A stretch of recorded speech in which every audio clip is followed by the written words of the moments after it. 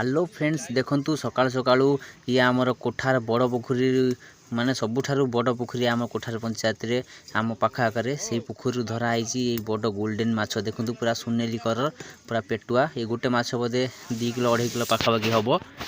आ सेपटे देखंतु चुना माछ माने छोट माछ से पूरा बड़ होइछि। सबुठार बड़ पोखरी बहुत गभीर पोखरी जो पोखरी केबे सुखे नाही। एठी देखंतु आमर आउ जणे माछ बिकुचंती। एठी मध्ये देसी माछ आंध्र माछ सब अछि रोही भाकुड़ बाल माछ जोटा कहती रूपचांदी। ये होछि आमर कोठार बाजार।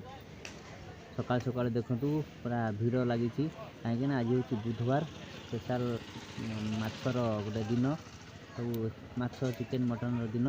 देखंतु ये होछि आमर कोठार बाजार केते सुंदर बाजार। एठी गोटे बोर्ड लगाइछि देखंतु कोठार बाईपास रास्ता आपन को स्वागत जनाउछि लिखाइछि भद्रक